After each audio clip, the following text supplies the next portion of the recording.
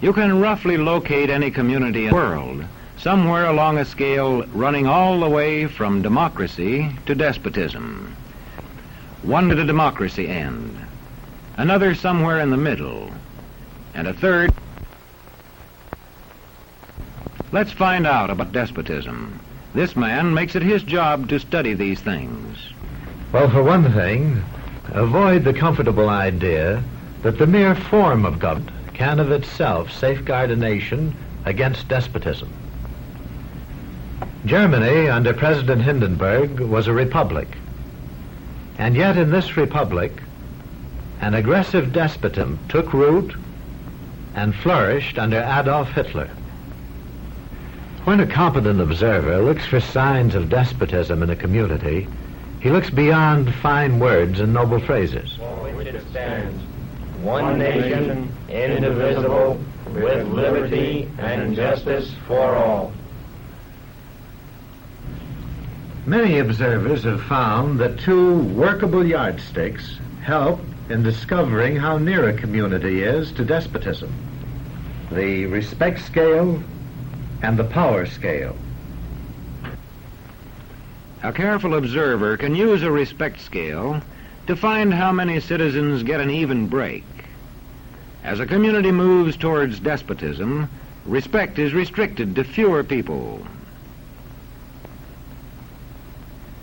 A community is low on a respect scale if common courtesy is withheld from large groups of people on account of their political attitudes.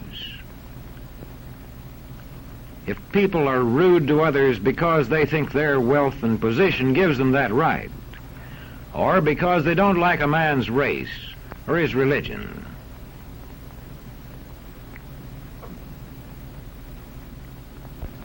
Equal opportunity for all citizens to develop useful skills is one basis for rating a community on a respect scale.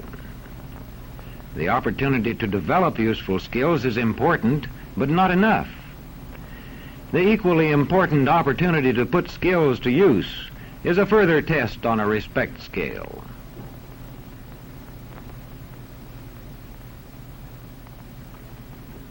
A power scale is another important yardstick of despotism. It gauges the citizens' share in making the community's decisions. Communities which concentrate decision-making in a few hands rate low on a power scale and are moving towards despotism. Like France under the Bourbon kings, one of whom said, "The state, I am the state." Today, democracy can ebb away in communities whose citizens allow power to become concentrated in the hands of bosses. What I say goes, see? I'm the law around here. The test of despotic power is that it can disregard the will of the people. It rules without the consent of the governed. Look beyond the legal formalities of an election in measuring a community on the power scale to see if the ballot is really free. If the citizens can vote only the way they're told, a community approaches despotism. When legislatures become ceremonial assemblies only and have no real control over lawmaking, their community rates low on a power scale.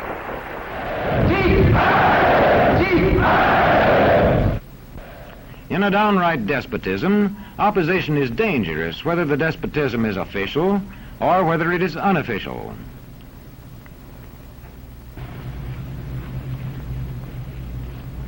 The spread of respect and power in a community is influenced by certain conditions, which many observers measure by means of the economic distribution and information scales.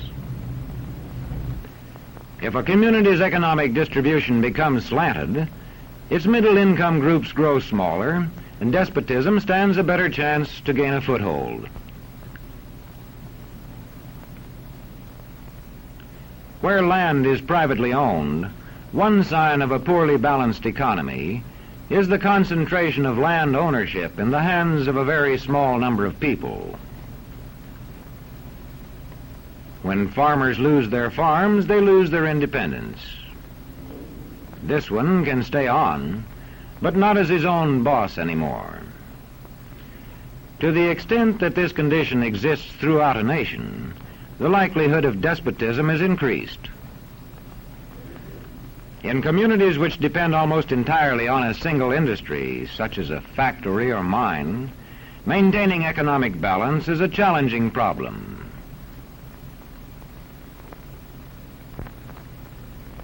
If this condition exists over the nation as a whole, so that the control of jobs and business opportunities is in a few hands, despotism stands a good chance.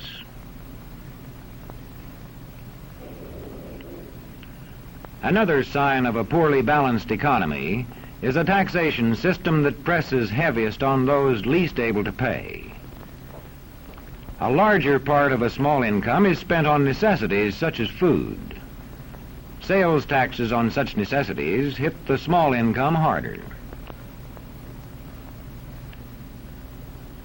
In the days of the salt tax, feudal despotisms were partly sustained by this and other effects.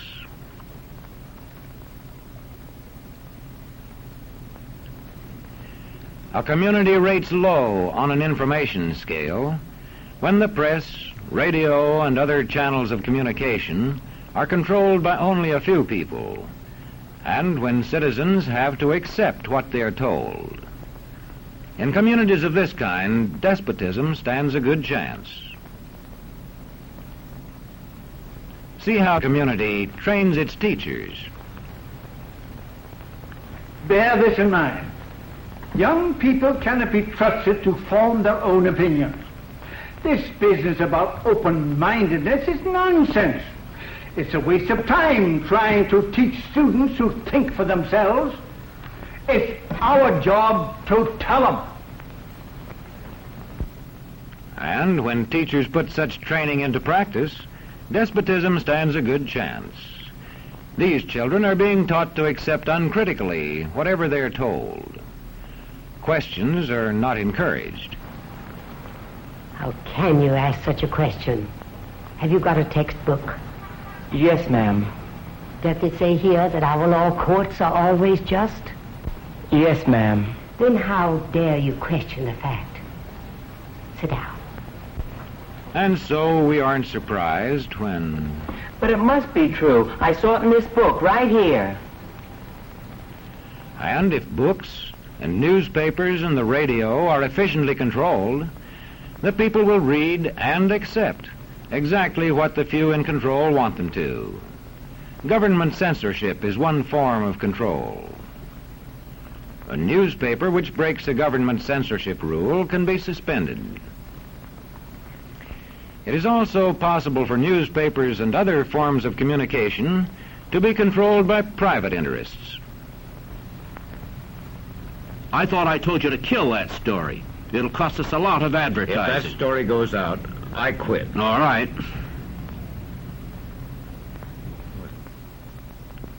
What sort of community do you live in? Where would you place it on a democracy-despotism scale? To find out, you can rate it on a respect scale and a power scale. And to find out what way it is likely to go in the future, you can rate it on economic distribution and information scales. The lower your community rates on economic distribution and information scales, the lower it is likely to rate on respect and power scales, and thus to approach despotism.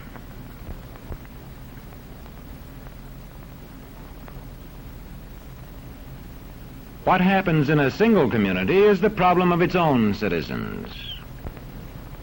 But it is also the problem of us all, because as communities go, so goes the nation.